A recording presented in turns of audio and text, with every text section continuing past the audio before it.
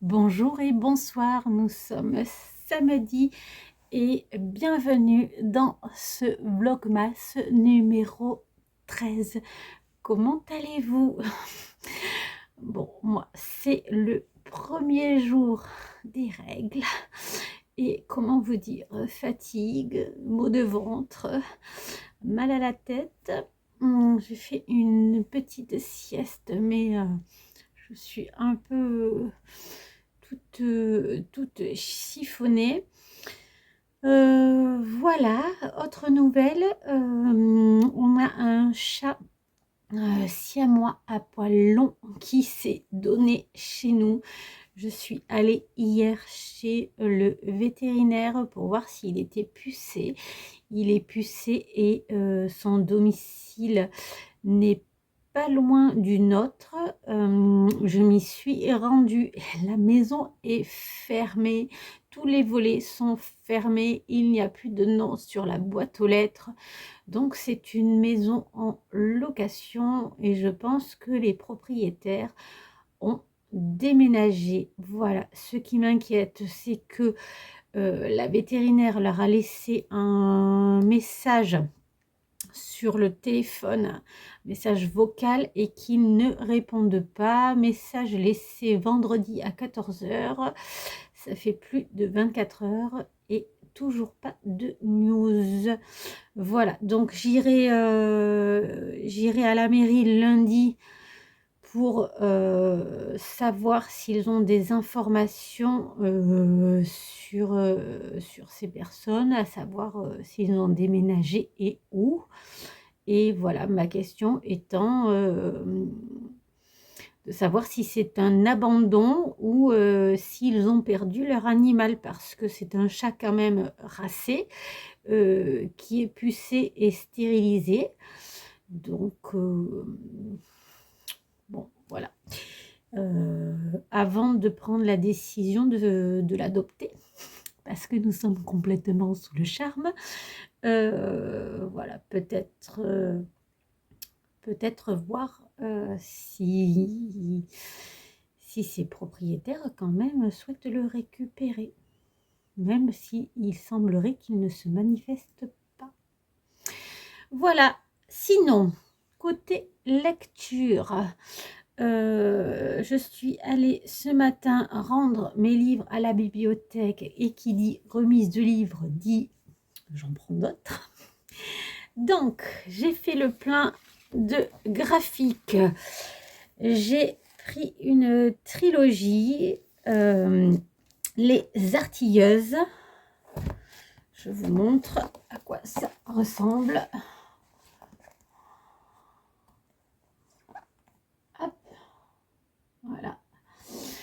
Et donc, c'est une trilogie dans le Paris des merveilles. Exactement, il y a marqué « Si rien n'explose, c'est qu'elles se sont trompées quelque part.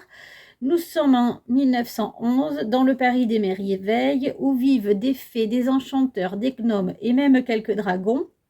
Les artilleuses font peut-être leur dernier coup, le vol d'une mystérieuse relique. La sigillaire vaut à Lady Remington, Miss Winchester et Mademoiselle Gatling d'être pourchassées non seulement par les brigades du Tigre, mais également par les redoutables services secrets du Kaiser. » Voilà, donc là je pense que c'est le vol de la sigillaire. Voilà, je pense qu'on va être avec ces trois personnages féminins. Et on va les retrouver dans différentes aventures. Le portrait de l'antiquaire. Voilà, on a toujours les trois mêmes personnages. Et dans le secret de l'elfe, voilà, avec 1, 2 et 3. Voilà, et au niveau du graphisme, alors on a c'est magnifique, je trouve. Au niveau du graphisme, on est sur ceci. Voilà, Bon, je pense que je vais me régaler. Et après, ensuite, j'ai pris une duologie que j'ai vue en plus hier. Hier, je suis allée en librairie pour les cadeaux de Noël. Et donc, je l'ai vue, elle m'a bien tilté. Et puis, il l'avait à la bibliothèque. Donc, bah, go. Ça s'appelle Détox. Donc, il y a 2 tomes, le tome 1 et le tome 2.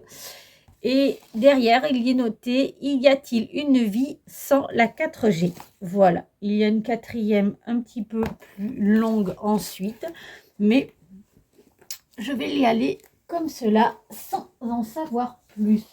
Et le graphisme à l'intérieur, je vous montre, on est dans toute autre chose que la BD précédente. Voilà. J'ai ensuite pris des romans. Donc, j'ai pris le dernier Frank Buys, Oxymore, qui est un très très court texte. C'est écrit extrêmement gros. Et il y a 240 pages, mais c'est vraiment, vraiment, vraiment écrit très gros. Voilà.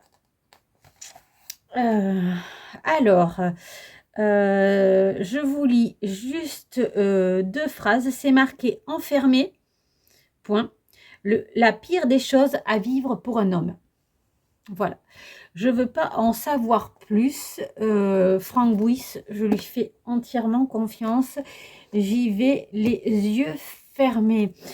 Ensuite, j'ai pris 2 textes en fait en rapport avec la lecture que j'ai terminée. J'ai terminé Récit d'un pèlerin russe. Je me suis absolument régalée dans ce texte. On va suivre un pèlerin, donc un pèlerin anonyme dans les années 1850-1860 qui part sur les chemins de la Sibérie et qui souhaite aller jusqu'à Jérusalem et qui va être en recherche d'une quête spirituelle. C'est très très intéressant. C'est un livre que j'ai eu en occasion qui était déjà annoté. Donc moi j'ai fait aussi, j'ai marqué, j'ai coché des petits passages, mais pour faire la différence entre ce qui avait déjà été fait et mes notes à moi, je me suis notée sur un petit papier les pages où j'avais laissé une marque. Il y est beaucoup question de solitude, du rapport avec la solitude, du rapport au silence, du rapport à la marche, du rapport à la pauvreté, à laisser le matériel de côté. Enfin, tout ça, ce sont des sujets qui m'intéressent. Voilà, donc après, c'est une personne russe catholique orthodoxe, donc c'est raccroché au principe de cette religion. Donc à laquelle je ne connaissais pas grand chose, mais ça a été très intéressant. Voilà, donc il y a un passage que j'aurais voulu vous dire. Ouais, voilà, celui-là, il était vraiment, vraiment très, très bien, même si s'il y a une empreinte de connotation religieuse catholique orthodoxe très forte, je trouvais que quand même ça peut s'appliquer dans la vie de tous les jours pour tout le monde. Si je travaille, la prière agit d'elle-même dans mon cœur et mon travail va plus vite. Si j'écoute ou lis quelque chose avec attention, la prière ne cesse pas. Je sens au même moment l'un et l'autre comme si j'étais dédoublée ou que dans mon corps se trouvaient deux âmes. Voilà. Et là, il dit, mon Dieu, combien l'homme est mystérieux. Et en fait, ça fait ça quand on part sur les chemins, que l'on le fasse pour des questions religieuses ou autres, on a cette sensation de dédoublement entre le corps et l'âme. C'est vraiment une expérience à part entière de partir sur les chemins. Voilà, on rencontre plein d'expériences enfin, de choses complètement inattendues sur les chemins. Il se passe comme des miracles, en fait, auxquels on ne s'attendait pas. Et là, par exemple, il y a une phrase, il s'est noté, voilà les événements inattendus qui se produisent sur le chemin de la vie. Parce qu'il a vécu quelque chose. Et c'est exactement ça. Il se passe quelque chose que l'on n'attend pas et à un moment où on pense qu'il n'y a pas de solution et paf, ça arrive. C'est le chemin, c'est vraiment extraordinaire. Il faut le vivre pour aller au-delà de ce qu'on peut vous raconter. On n'en revient jamais le même. Voilà. Je vous lis encore un passage. Mais qu'est-ce qui est plus important et plus nécessaire, la vie éternelle de l'âme sanctifiée ou la vie passagère du corps pour lequel nous nous donnons tant de mal? C'est ainsi que les gens parviennent soit à la sagesse, soit à la bêtise. Bon, voilà, c'est un texte que j'ai beaucoup aimé. J'ai coché beaucoup de passages qui m'ont énormément marqué. Si vous vous intéressez au sujet, je le recommande. Et donc, j'ai demandé à ma bibliothécaire si elle avait des récits de pèlerins. Elle m'a sorti deux textes qui sont des textes contemporains. J'aurais souhaité quand même des textes plus classiques, mais je pense que ça demande plus de recherche et d'investissement pour les trouver. Mais soit, j'ai pris cela. Donc, j'ai en avant-route de Alix de Saint-André. Voilà, qui est Alix de Saint-André a pris 3 fois la route de Compostelle. Donc, ça raconte la première fois, la deuxième fois, la troisième fois. C'est marqué en avant-route et le 6e livre d'Alix de Saint-André. Voilà, je pense qu'elle va revenir sur ses expériences. Donc je vais me plonger dans ce texte pour voir ce qu'il en est. Voilà, j'espère quand même quelque chose de profond et pas de surface. Voilà, c'est ce à quoi j'aspire. Maintenant, on verra bien. Et un autre, c'est Penser en chemin, ma France des Ardennes au Pays Basque de Axel Kahn. Voilà, et là c'est Axel Kahn, marcheur, point d'interrogation. On le savait, généticien, médecin, humaniste, on le découvre ici en randonneur de haut niveau, capable d'avaler 2000 km en parcourant sa France de la frontière belge dans les Ardennes à la frontière espagnole, sur la côte atlantique au Pays Basque. Voilà. Donc, c'est marqué un carnet de voyage, mais aussi une réflexion sur l'état de notre pays. Bon, voilà, j'espère aussi y trouver des réflexions qui me parlent. Voilà, je souhaite pas juste un listing de randonnée, c'est pas ce qui m'intéresse. Donc, à voir si ce sera cela ou pas.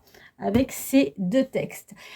Ensuite, j'ai pris La maison vide de Laurent Mauvigné. Je souhaitais me l'acheter, mais j'avais dit que je le prendrais quand il serait en occasion.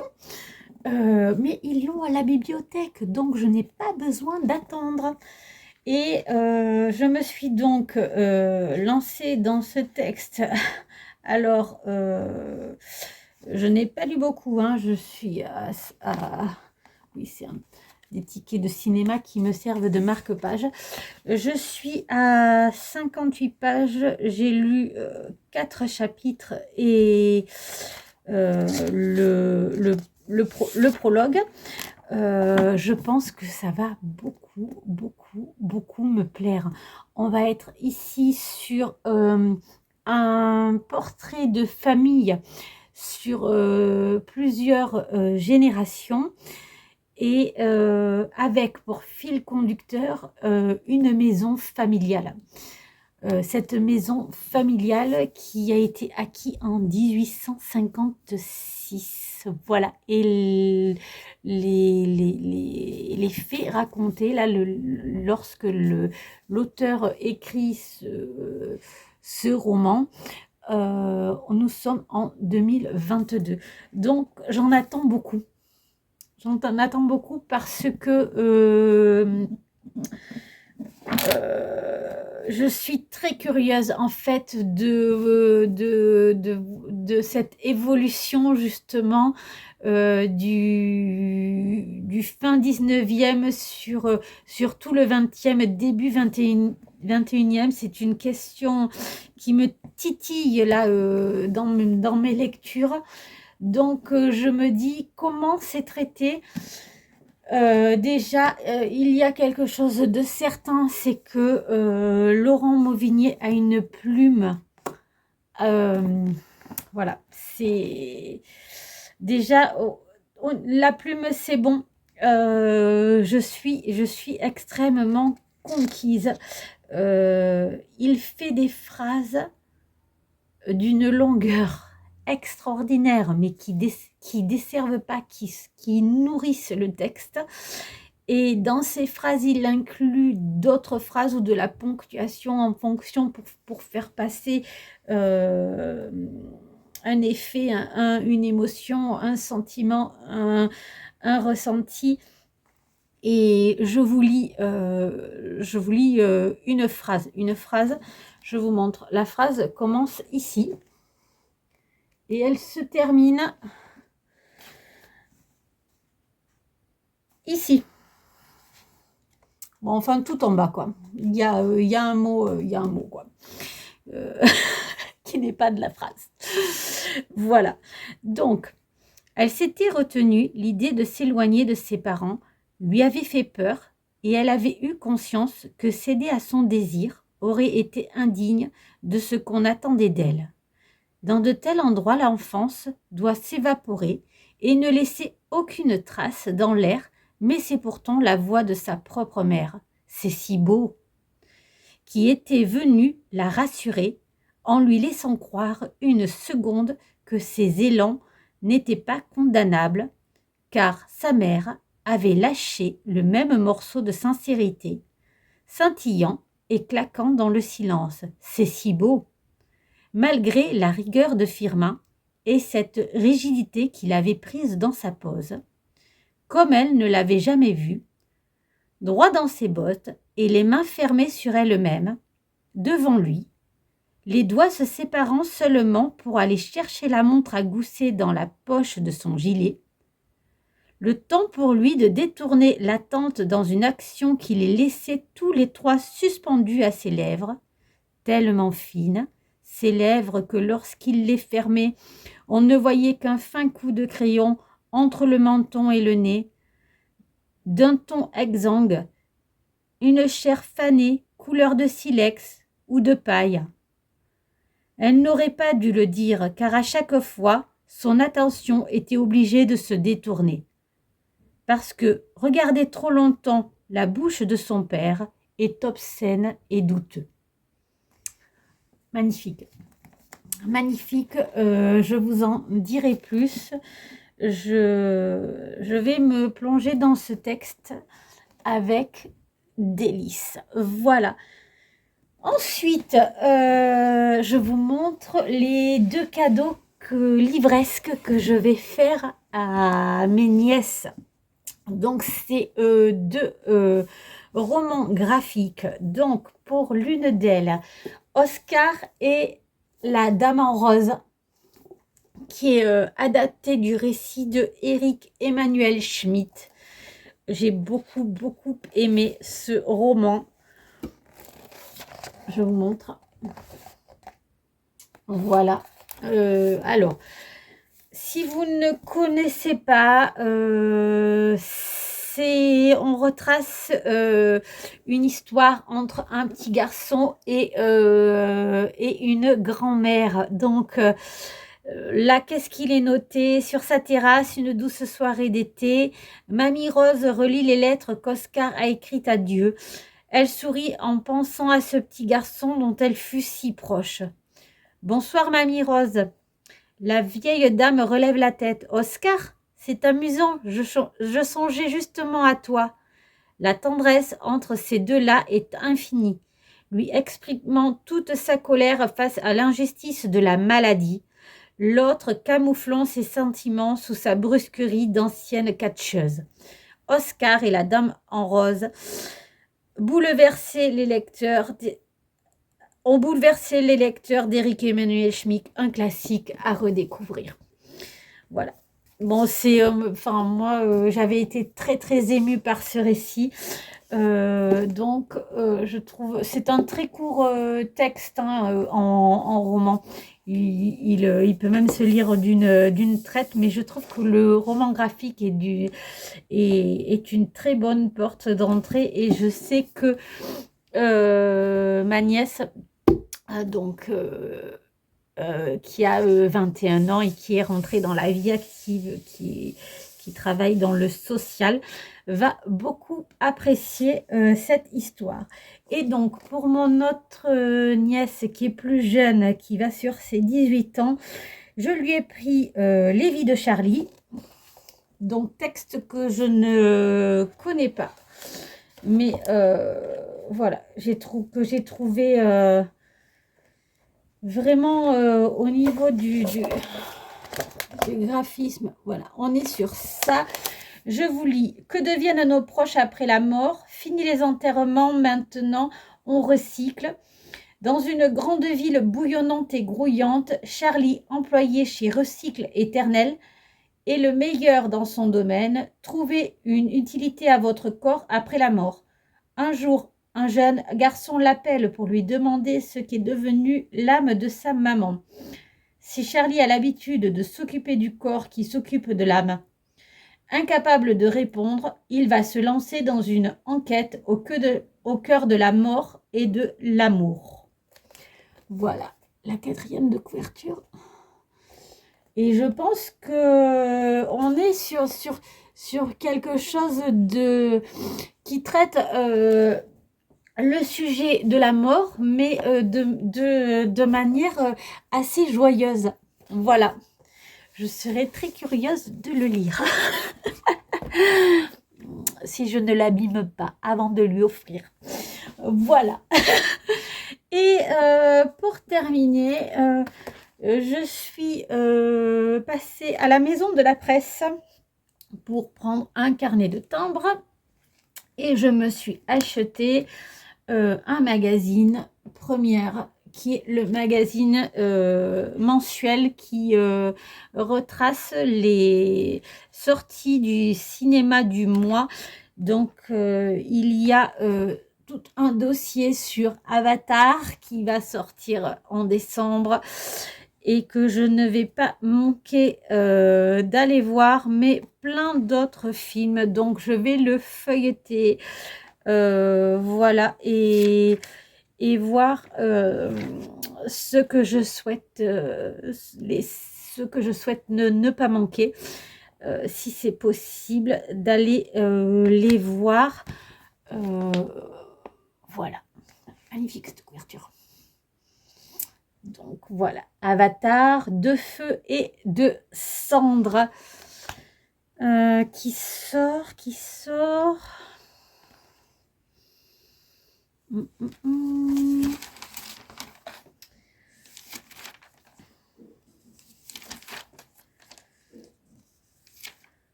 Que je vous le dise quand même. Ça serait plutôt bien de vous donner l'information.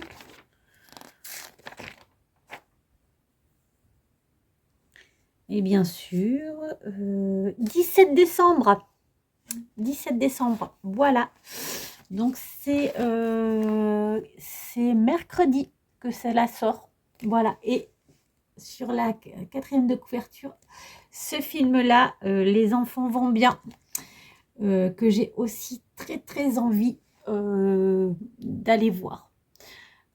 Qui raconte l'histoire d'une maman qui va chez sa sœur avec ses enfants et qui va sortir et ne jamais revenir.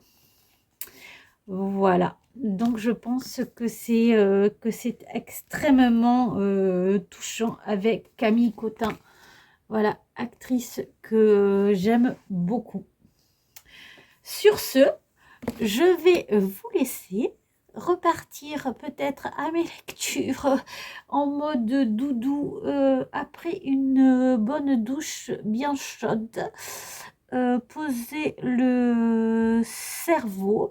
Je vous fais un énorme bisou et je vous dis à demain.